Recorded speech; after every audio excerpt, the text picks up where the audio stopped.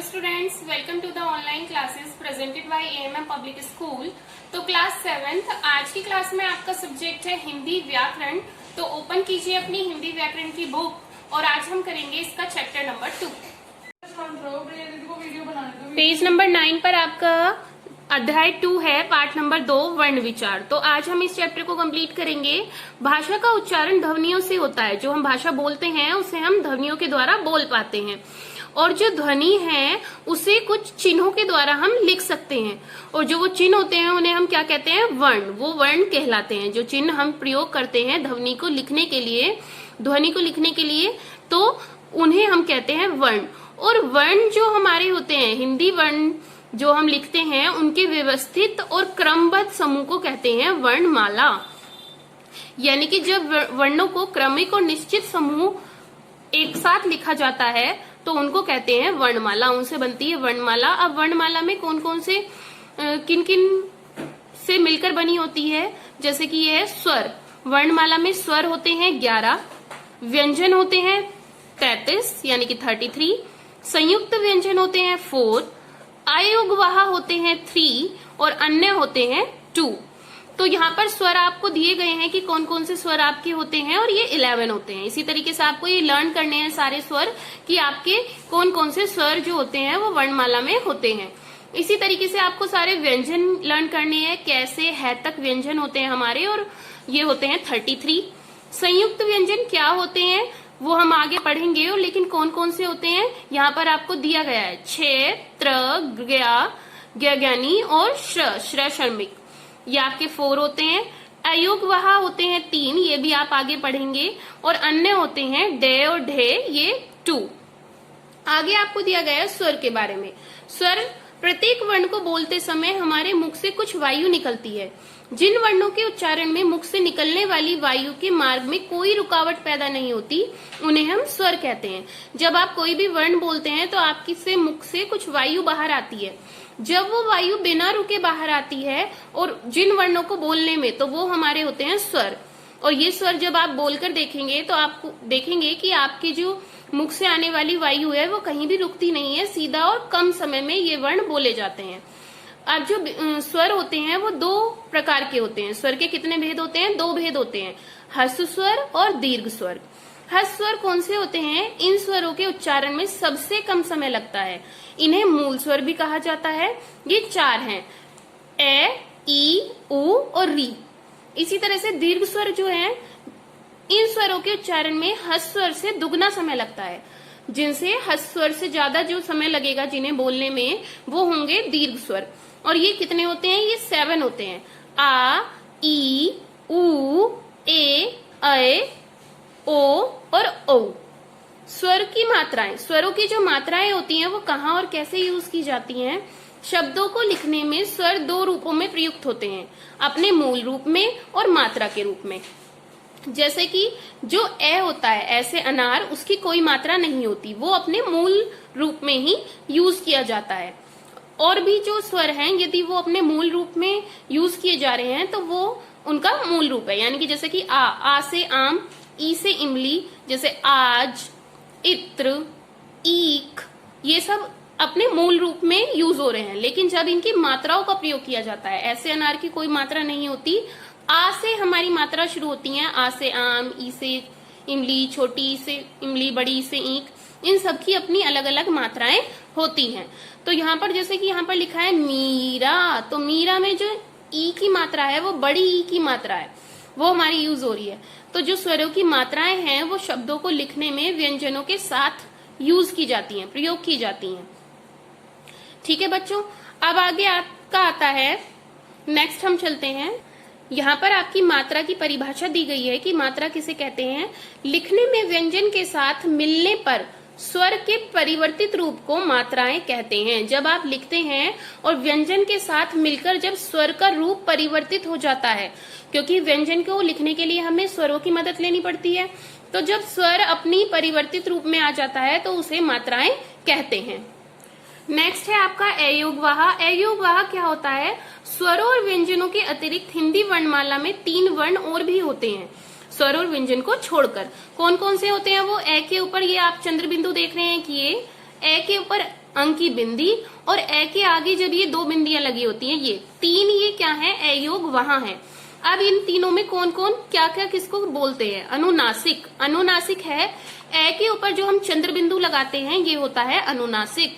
हम इसे सिंपल जो भाषा में क्या कहते हैं, चंद्र बिंदु, लेकिन इसका नाम क्या है, अनुनासिक। ऐसे स्वर जिनका उच्चारण नाक और मुंह दोनों से होता है। और ये जो है हमारी माँ, जैसे माँ के ऊपर चंद्र बिंदु लगाया, माँ हम लिखते हैं तो ऊपर चंद्र बिंदु लगाते हैं, तो यहाँ पर हमारा ये क्या है, अनुनासिक। इसी तरह से आंख, दांत, जब आप इनका उच्चारण करते हैं तो नाक और मुंह दोनों से आवाज आती है, तो ये होता है हमारा अनुनासिक चंद्र बिंदु जो है। इसी तरीके से आपका आता है अनुस्वार। अनुस्वार क्या होता है, जब ए के ऊपर अंक की बिंदी लगी होती है वो हमारा होता है अनुस्वार। यह स्वर के बाद आने वाला व्यंजन है जिसकी ध्वनि नाक से निकलती है। इसको बोलने में हमारी नाक से ध्वनि निकलती है, जैसे कि कंकड़, अंगूर, अंगद, जो ये न की आवाज देता है। ऊपर हम जो बिंदु लगाते हैं किसकी आवाज देता है, न का। तो इस तरीके से ये हमारा अनुस्वार होता है। आगे आते हैं आपका विसर्ग। विसर्ग क्या होता है, जब ए के आगे इस तरीके से दो बिंदी लगी होती हैं और ये हमारी है की आवाज देता है उच्चारण हम इससे करते हैं, जैसे कि प्रातः, अतः। तो जो हम आगे दो बिंदी लगाते हैं ये हमारा है की आवाज देता है और इसे हम कहते हैं विसर्ग।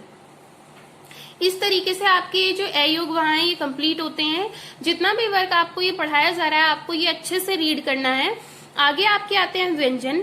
व्यंजन हमारे क्या होते हैं, जिन वर्णों के उच्चारण के समय मुंह से निकलने वाली वायु के मार्ग में थोड़ी रुकावट पैदा होती है, क्योंकि स्वर जो है वो तो जल्दी से और बिना रुकावट के बोले जाते हैं, और जो व्यंजन होते हैं वो थोड़ी रुकावट के साथ उनसे मुंह से हमारे जो है वो वायु बाहर आती है, तो उन्हें हम कहते हैं व्यंजन।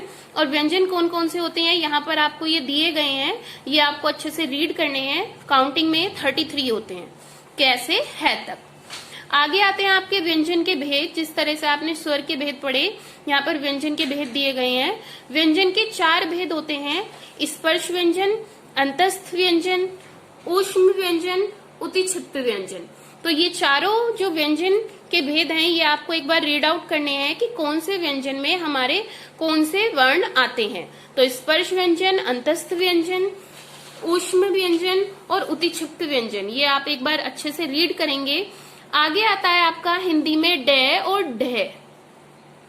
ये हमारी 2 अलग ध्वनियां हैं, जो जिन ध्वनियों से ये शब्द बनते हैं, जैसे कि डलिया, डाली। तो हमें इन शब्दों का जब हम उच्चारण करते हैं तो बहुत ध्यान से करना चाहिए, जैसे कि मंडी, डोर, घोड़ा। ये जो डे है, डे, इसमें डे की आवाज आती है, और ये है ढे, जैसे कि ढोलक, ढेर, पढ़ना, बुढ़ापा। ये सब चीज, ये जो शब्द हैं ये इन 2 शब्दों से, इन 2 वर्णों से मिलकर बनते हैं। आगे आता है आपका वर्णों का उच्चारण। वर्णों के उच्चारण को 9 वर्गों में विभाजित किया गया है, जिसकी सारणी निम्नलिखित आपको दी गई है। यानी कि हमारे जो मुख के कौन से भाग से किस वर्ण की या किस स्वर की और किस व्यंजन की आवाज निकलती है और कौन से भाग से निकलती है, यहाँ पर आपको बताया गया है। जैसे कि कंठ, गला जो होता है, उससे स्वर जो है वो कौन कौन से निकलते हैं, ए और आ, और जो व्यंजन है वो निकलते हैं कै, खे, गे, घे, डे, है और विसर्ग। तो इस तरीके से ये हमें सब जो हमारे मुख का भाग है वहां से बताया गया है कि कौन सा जो स्वर और व्यंजन है वो हमारे मुख के किस भाग से उसकी आवाज निकलती है, किस भाग से उसका उच्चारण होता है। ये आप एक बार अच्छे से रीड करेंगे। नेक्स्ट है आपका वर्ण संयोग, व्यंजन और स्वर का संयोग।